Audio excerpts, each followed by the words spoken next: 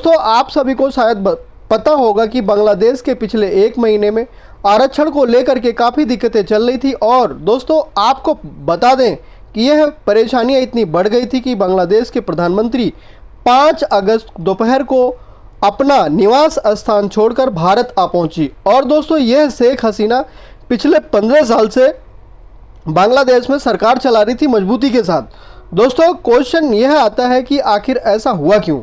दोस्तों रविवार को लोग उग्र हुए और सड़कों पर उतर आए और बहुत सारे लोग जान भी गंवा बैठे इसमें। और सेना को यह इंस्ट्रक्शन दिया गया कि आप इस सिचुएशन को टफ तरीके से हैंडल करिए।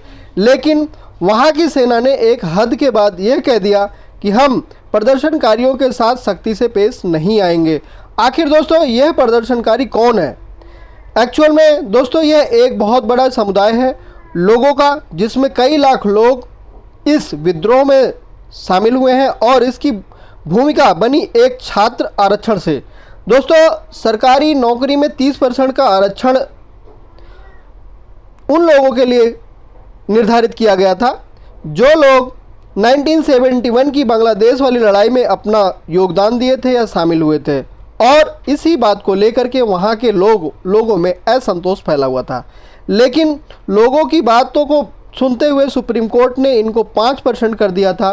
उसके बाद फिर भी वहाँ के लोग असंतुष्ट थे और उनका यही कहना था कि आप मेरिट के हिसाब से सरकारी नौकरियों में लोगों को सेलेक्ट करिए और हमें कोई भी आरक्षण नहीं चाहिए।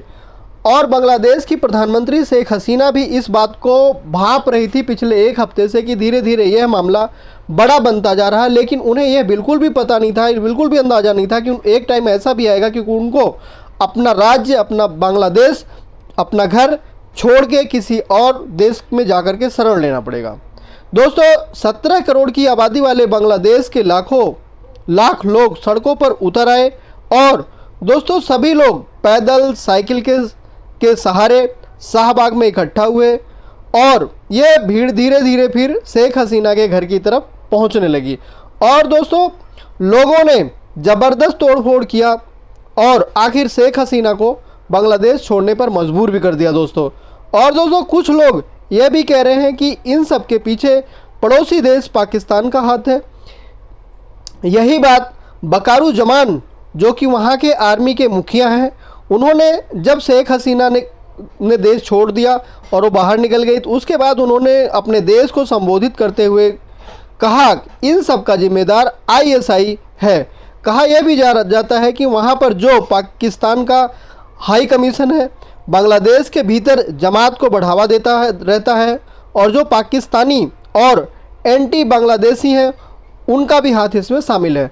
और यहाँ का विरोध और असंतोष जो है वो उन्हीं के कारण है, उन्होंने ही लोगों को भड़काया है इन ताकतों की तरफ से। और वहाँ की विपक्षी पार्टियाँ भी शामिल हो गई हैं, जिसमें BNP बांग्लादेश भी शामिल है, जिसके चलते वहाँ की सरकार शेख हसीना की पकड़ धीरे धीरे कमज़ोर होती चली गई। और 15 साल शासन चलाने वाली सरकार शेख हसीना के ऊपर लोगों का गुस्सा भड़क गया और उन्होंने अपनी सलामती के लिए इंडिया के लिए रवानगी कर ली।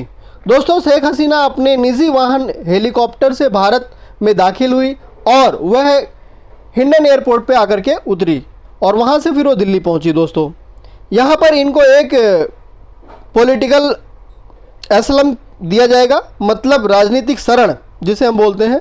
जब आपको अपने ही देश से किसी तरीके से खतरा हो तो यूनाइटेड नेशन चार्टर के हिसाब से आर्टिकल 14 यह कहता है कि आप अपने देश को छोड़कर जहां आप सुरक्षित महसूस करते हैं, समझते हैं, आप वहां चले जाएं। और दोस्तों बताया यह भी जा रहा है कि बहुत सारे तबके के लोग ऐसे भी थे जो कि शेख हसीना को नहीं पसंद करते थे। बाकी दोस्तों दूसरी बात, वहाँ वह पाकिस्तान जो अपना घर ठीक से नहीं चला पा रहा है, वह दूसरे देश की व्यवस्था को ख़राब करने में या बिगाड़ने में लग रहा है। दोस्तों देखने वाली बात यह है दोस्तों कि अब आगे चलकर शेख हसीना इंडिया रहेंगी या फिर ब्रिटेन जाएंगी या फिर बांग्लादेश जाएंगी, और उन बांग्लादेशियों ने जिन्होंने विद्रोह किया है उनका क्या होगा। थैंक्स फॉर वॉचिंग दोस्तों। बाकी लास्ट में एक ही चीज़ कहूँगा, जो हमारे यूट्यूब चैनल पे दोस्त नए हैं, कृपया करके हमारे चैनल को सब्सक्राइब कर ले, कमेंट कर ले और शेयर लाइक करना दोस्तों ना भूलें। और जय हिंद, जय भारत दोस्तों।